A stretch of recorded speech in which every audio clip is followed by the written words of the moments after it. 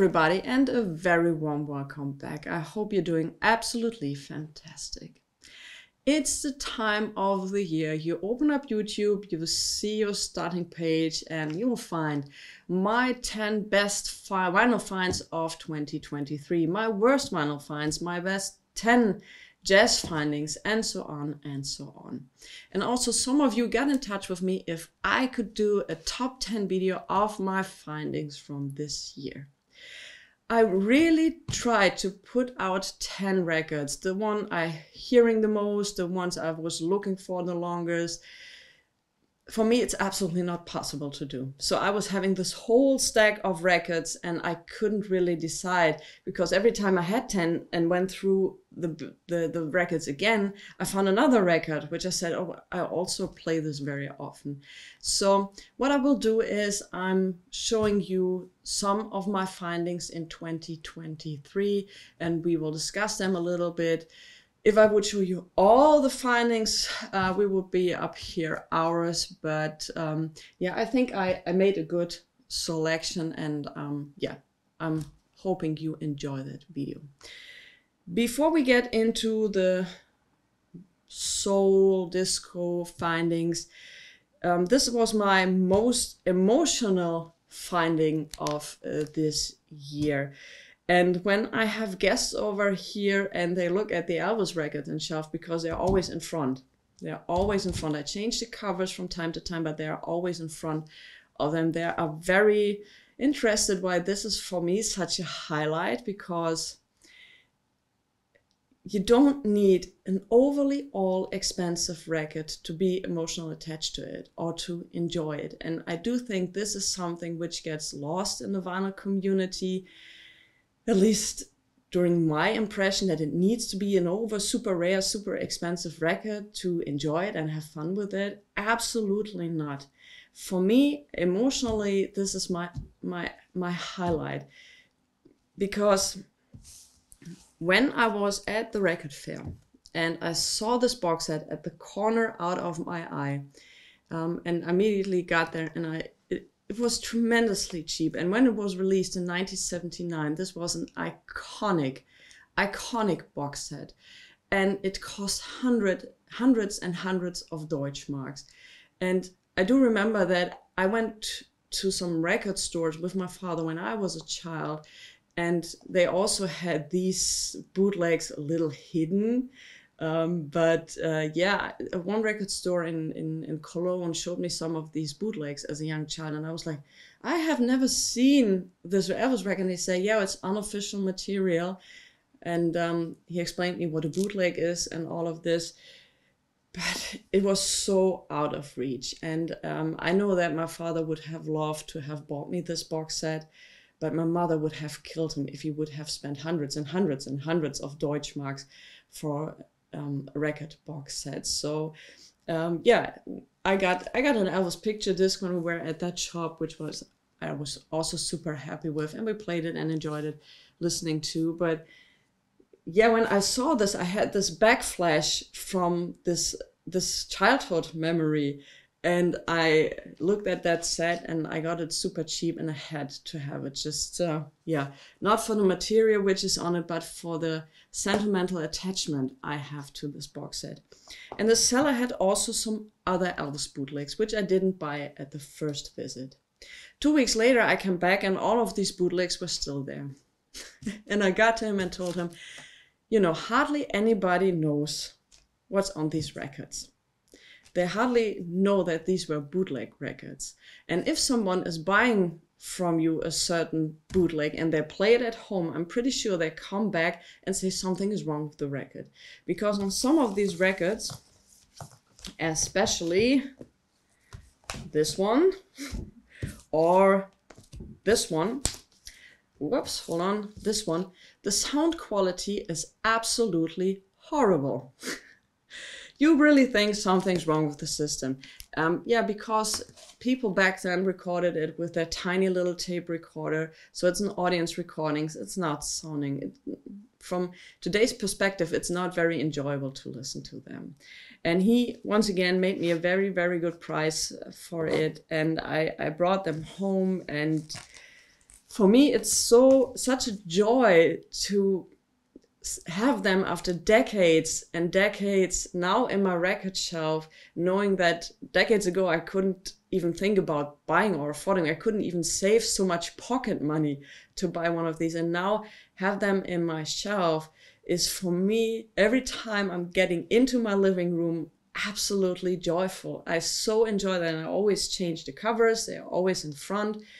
And for me, this was an absolutely emotional finding, and I'm so overjoying in seeing the covers and also playing some of these records, especially when I'm alone, because I was a lot into the Elvis scene, and so I know worse sounding bootlegs. So for me, it's no big deal.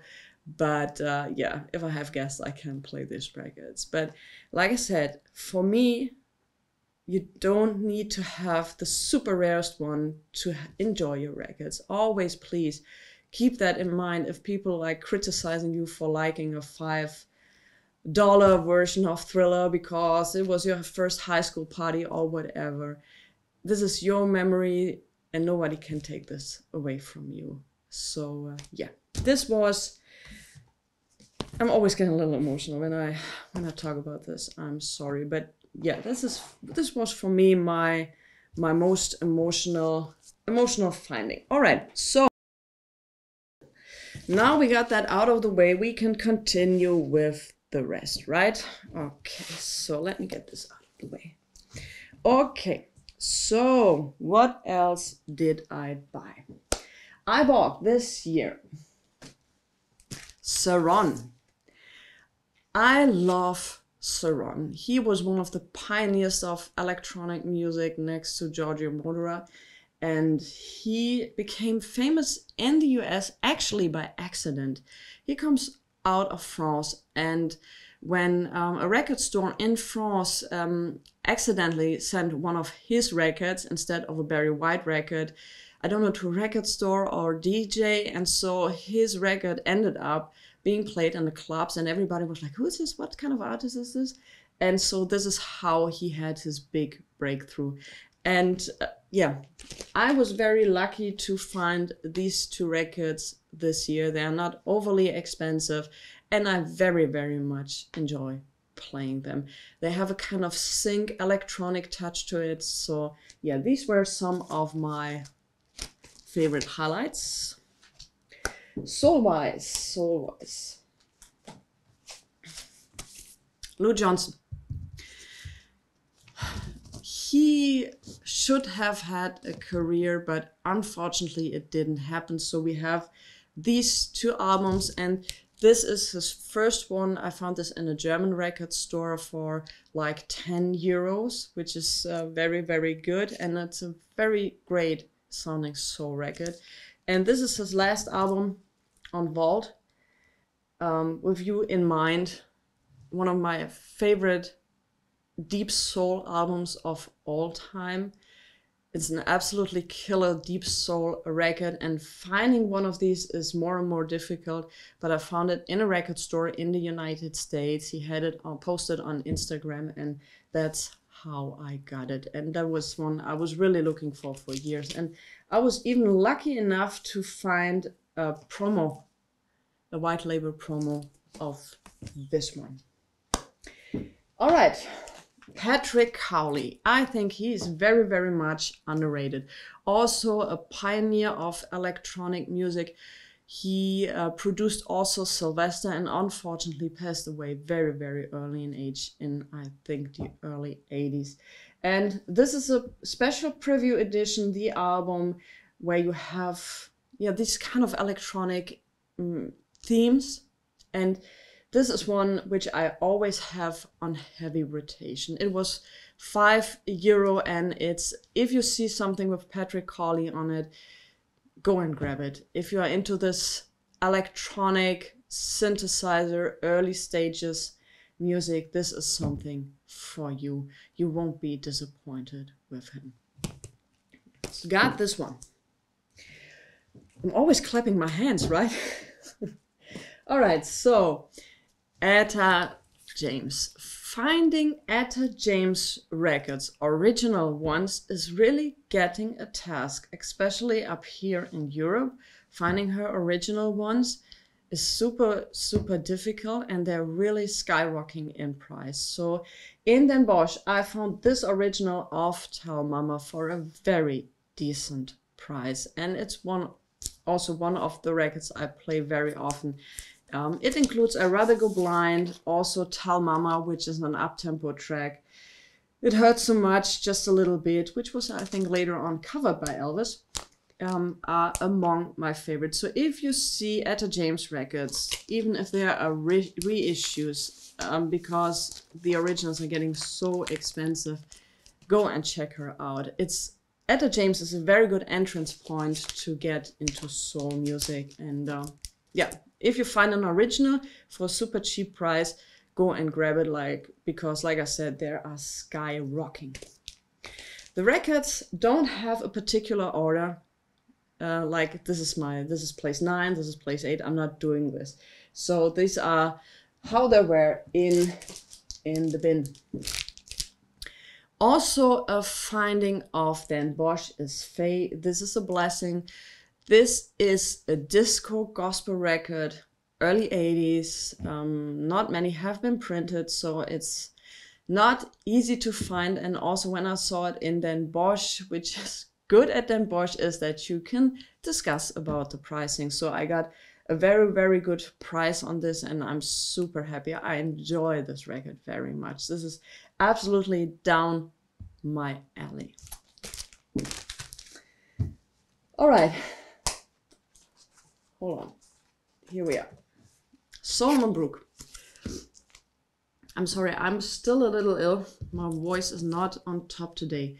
So Solomon Brook Golden Classics. From the collector I got this from, he advertised it as an unreleased record, and I did a video about this. You also find this on my channel. It's actually not an unreleased concert. It was recorded in 1981 and later on released in 1984.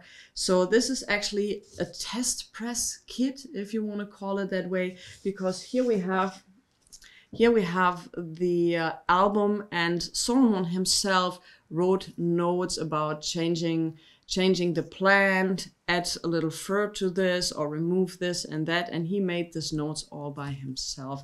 And included in this was a version which has here some damage, but really I don't care. I can't play the cover without notes. And this is a test pressing from 1981 on red wax, where Solomon Brook was also making, I hope you can see that, I'm sorry about the reflection, also some notes about the record. So I was, as a big Solomon Brook fan, super happy to have found this. So yeah, that was also a great finding in 2023. Skin Hot, Charles Breyer and Cream Band. So this was done on a private press label. It was a private pressing, so not many were printed. And this is a kind of early 80s funk pop mixture record. And when I first saw this cover, I was like, okay, what could this be? And the seller explained it to me. This was a Den Bosch finding in April, and since then I'm absolutely overall happy. I bought it sealed, and I loved it. Do you ever have had these discussions when you bought a seal record which was like decades old, and they're asking you, but you keep this sealed, right? And I said, no. And then I can sell it to you. I said, of course I'm going to play it. It's not getting younger or better being in the shrink for decades. So yeah, that was also a great finding.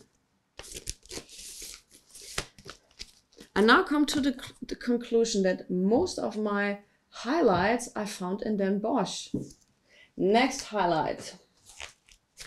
Miss Eleanor Mills, original pressing from, I think, 1973, 1974. Right. So this was done on Astroscope, which was a sub-label by All Platinum Records. And I have seen this on the seller's website, I think, and asked him if he's in Den Bosch and if he could bring the record to Den Bosch, and so I could have a look at it. He brought it, he showed it to me, and this one is getting very, very rare. And he said in 3 decades of record collecting, he hasn't seen one. So also this one I got for, it was still in shrink, but I will tear that shrink off because it doesn't add for me anything to the record. And also this discussion, if you remove the shrink, it will be less in price and what it's worth. But honestly, does that look good to you? To me, not. And I don't see the sense of keeping the shrink all around the record. But whatever you love to, whatever you're designing, it's your records. You can do with them what they want. So this was also a great find. In a record store in Cologne, I found this Ronnie McNear record, which features my favorite track of Ronnie, and this is Wendy Is Gone. Ronnie is now a constant member of a Temptation revival group. He released many albums, and also I think his first one was on Motown, and he's a fantastic songwriter and he sounds just tremendously good.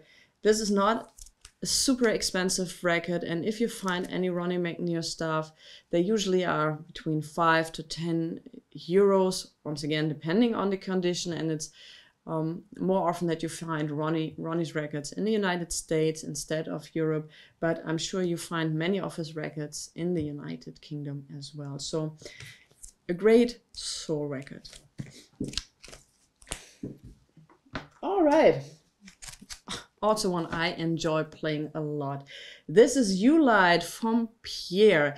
And this is an early 80s pop record. And I always wondered, it's on Private Press, it's from 1983. And I always wondered who Pierre is, what happened to him, because this label, 8 Queen Records, only released, I think, this as an album and another single. So there is really hardly information about Pierre. And Pierre, wherever you are, and I hope you're doing well, I love your record. This is one I played, I think, the most this year.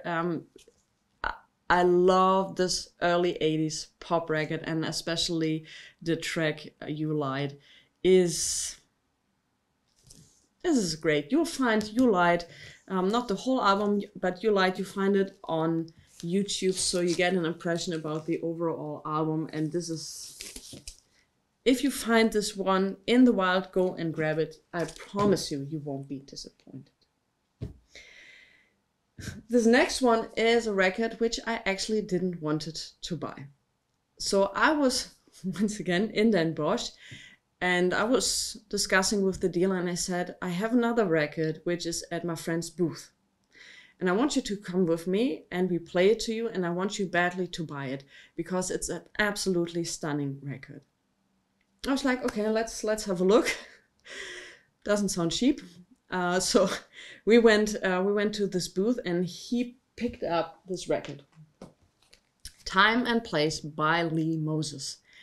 And I was like, yeah, I'm kind of familiar with this record, and but you know, I don't think this is my cup of tea.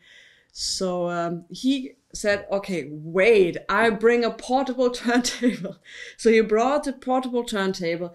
He put this record in a totally destroyed, this record was in a totally destroyed paper inner sleeve. And I was like, okay, if this is such a precious record, but anyway, so he put it on, he played it, and I was like, yeah, it's not bad.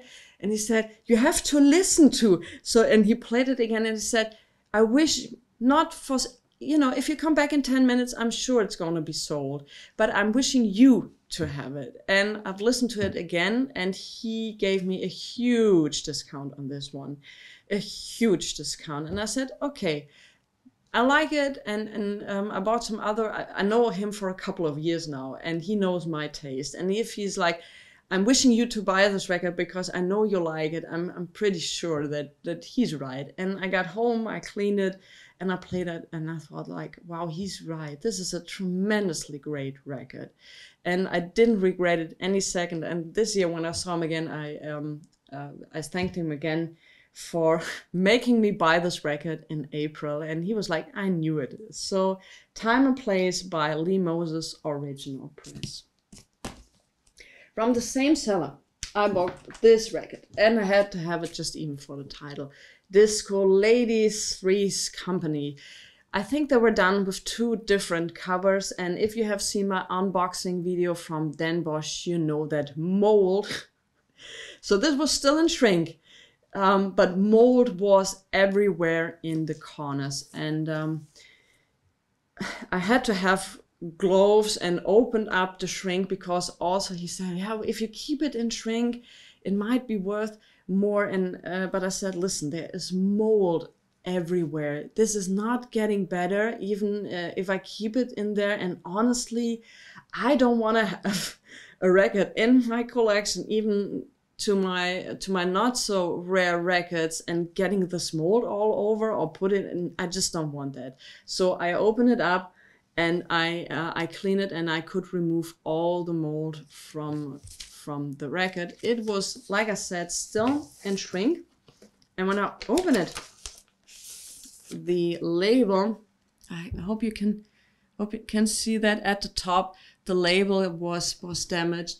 But once again, I can't play the cover, and I'm really getting mad sometimes now when I hear these discussions. Oh, please keep it in shrink.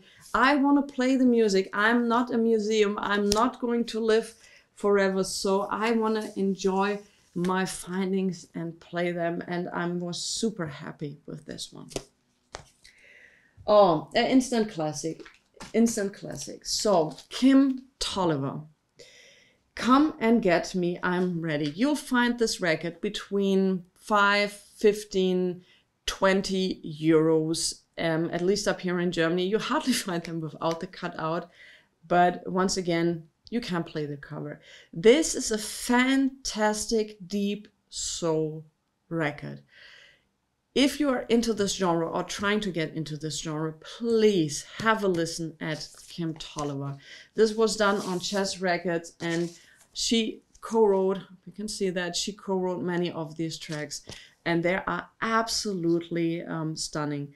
I Need You, Come As You Are is great. It's from the beginning to the end, not expensive, under the radar, soul record, deep soul record. Can highly recommend it. Highly recommend it. All right, next one. Yeah, let's talk about soul records which are under the radar. Betty and Dee, the Girls, on Buddha Records. This one is very interesting because actually this record shouldn't or doesn't exist, because the Buddha number is actually being used also for another release. So this is the only release of these women, and I do think that they're also shown on the cover. Sometimes you have singers on the covers which are not actually the singers, but this one is an absolutely fantastic soul record. It was released, I think, in 1987, 1989, around that, 1976, all right, at that period of time. So we were in the beginning of disco. And this record doesn't include one up-tempo song. So it's a soul record from the beginning to the end, very mellow, with a gospel touch. And this is absolutely beautiful. And I got this recommended, and somebody said to me, well, you know, this is so under the radar. Hardly anybody knows it. You'll find it super cheap. And I looked it up and I said, are you kidding me? Do you think 100 is cheap? And he said, what? I bought this in 2017 for 25 euros. So it's not likely under the radar. Once again, I found it for a very decent price. Fortunately, I'm learning and meeting up collectors who are willing to part with some of their records for a price where they said, this is the real price. Don't go for the Discogs prices. This is insane. And I got a very good deal on this year. And the girls, Betty and T, if you find it somewhere in the dollar bin, go and grab it. A beautiful, beautiful soul album. Don't expect disco. It's a soul album. Joanne Garrett, Just a Taste. I love Joanne Garrett. She did some great single releases. If you find her single releases, they are not expensive. Go and grab them. Joanne Garrett released this album, did a couple of singles, and disappeared from the music scene. Nobody knows where she is today, if she's still alive, what happened to her. She's included on some compilations, and even the producers from these compilations tried to find her because, well, there's some money for her to earn, but they couldn't find her. Maybe she doesn't want to be found. If you find this record, go and grab it. It's an absolutely stellar release on Chess. It's one of my favorites from this year. But like, again, I can't say it's in the top 5 or top 3 because it depends on the mood I am. And this is an absolutely beautiful soul record. And I love her version from Walk On By. Joanne Garrett.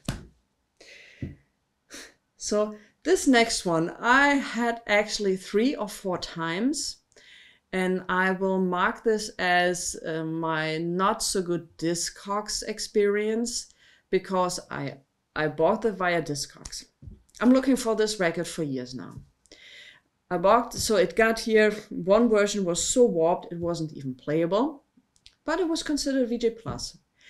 The next version, and we don't even talk about the cover. So the next version I got was a DJ promo, and it got here and was totally scratched. There was not one 10-second part of the record which didn't crackle, or sometimes it even skipped. It was considered VG+. The other record I got to conclude everything was warped and scratched. So it was absolutely frustrating finding this record. I had friends in the United States who asked friends if they had a version of this record. And actually, a collector living an hour away from me was thinning out his collection, and he was selling it, and he got in touch with me if I had interest in it. And I was having interest in it because finally a good copy of Born Again by J.J. Barnes, and it's also a DJ copy. I don't care if it's a promo or whatever copy, as long as, you know, I love the OGs. From early ages on, I loved the OGs because most of the time it was before all the reissues and everything. Records were the only way you could find this music. And finally, after years, finding a good copy of this record, and I really tried hard. I tried eBay, I tried Discogs, I really tried hard. And finding one actually from someone who lives an hour away from me was absolutely great. Okay, I hope it's not getting too heavy. All right, next one. The Marlettes Playboy. Original pressing, and I love those early Motown records. I think even more than the later ones because I like the rawness of the music and all of this. So I got this not expensive, and I looked it up, and it's really skyrocketing in price. The only downside on this record, and I don't have a problem with it, but the seller gave me, because this is like pristine, really pristine, the seller gave me a huge discount on it because, I don't know if you even can see this there. Can you see that? Where my finger is, there is a smack at the part where not even music is, and otherwise this record is in absolutely pristine condition. And I was like, yeah, of course. And he was like, for me, this is worthless. And I was like, why? It has the smack, so it's an imperfection. And I said, well, you're a vinyl collector. You kind of need to live with imperfections. But yeah, I got it for a very decent price. And I don't care about this smack. It doesn't touch the music. I'm putting some of these records from the stack because I might have the feeling that the Elvis box set can't hold so much weight. We're close to the end, but you can see I couldn't make a top 10 video. I just couldn't. James Carr, A Man Needs a Woman. Also great soul album. You'll find this, it was still in shrink when I bought this. And I got a very good deal on it once again, because do you see that dot up there? Can you see that where my finger is? This is a discount mark. And I was like, oh my God, it was still in shrink. Where the hell is, I hope, because it's very close to where the record has its playable part. And I was like, oh no.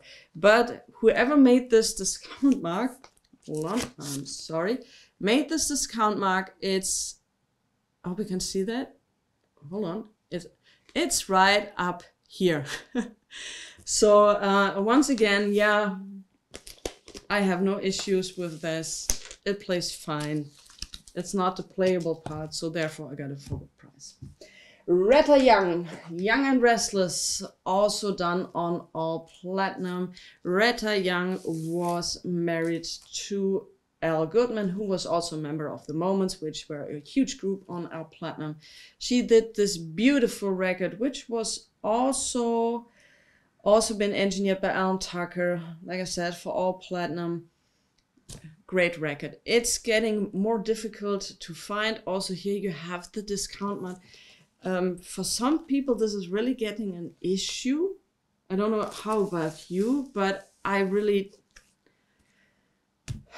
when I started collecting, this really annoyed me, because sometimes you have cutouts, and I have an H.B. Barnum record where the cutout is like this, where you can also see a part of the record. I mean, why? But now these, as long as the record is in good playable condition, I'm absolutely fine. Like I said, I'm not a museum. I'm just not. All right, we have 4 records left. Come on, let me put them up here. It's easier.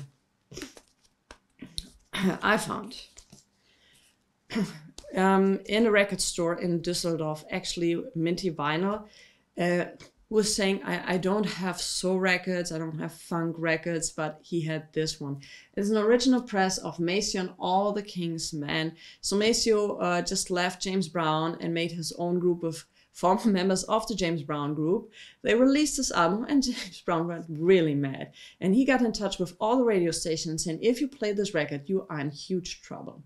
So yeah, finding this one, it's a great funk record, was absolutely stunning. Anne Sexton, this is her second album from 1977, a great soul record, and this is one still, in my opinion, affordable. You still find this if you want her first album. Be prepared that it's hundreds and hundreds and hundreds of euros or dollars, and finding it in VG Plus is even more difficult. So I'm totally happy with her second album. I love it. And I hope my voice will still work to the end of this video. I'm sorry. But Anne Sexton. Also Dan Bosch finding was You Won't Believe It, The Sensational Sense. This is a great gospel album, and the guy who sold it to me, he had like a price in mind where I was like, are you crazy? This record plays better than it looks. So once again, I got a huge discount on it because it's not in the best condition, but it's an absolutely stunningly great gospel record. What I really, yeah, this one was my highlight finding of this year, and I also played the hell out of this album. I never thought that I'll own an original copy from this label, and this is 1619 Badass Band. This is the first release. There's a reissue also, which came out I think 1 or 2 years later on the Graham label, but this is the first release on the Tax Scam label TS G. And also there, I knew the seller, and I think when I was on my way to Den Bosch and I see he posted his wall, I said, when I'm there, it's gone. Don't even bother. So yeah, I got there. It was still there, and we discussed about the pricing, and he made me a fantastic price. It's a near mint condition, and it's one of my favorite records. I play the hell out of this album. It's stunningly great funk soul record. So yeah, I think this is kind of enough. Actually, if I go back in there, and I'm sure I find some more, but what you've seen here on a, I don't know how long this video already is, but I think we are into some time. These were 35 minutes. All right, so these were in overall my findings of the year. I hope you enjoyed that a little bit. And once again, a record doesn't need to be super rare, super expensive to bring you joy and being attached to it. It's not necessary. So like with me and the Elvis records, which will be going back into the shop, standing in front, and I look at them and I'm so happy about them. But I consider myself very lucky and privileged to have the opportunity to buy some of these records, which were, yeah, super difficult to find, or I didn't like the condition, or I finally found it in a dollar bin. So I'm not trying to buy online. I'm really not. So finding the records out of the wild gives me always an extra thrill. And also the pricing on Discogs, double, triple check it. Sometimes dealers are like, yeah, but on Discogs, this is the medium price. Always try to deal with them. Of course, it won't be working on a €5 record, but otherwise, Discogs is price-wise difficult. Anyway, I hope you enjoyed this. I'm wishing you guys all the best. Stay safe, stay healthy, listen to good music, and I'll see you next time. Thanks for watching.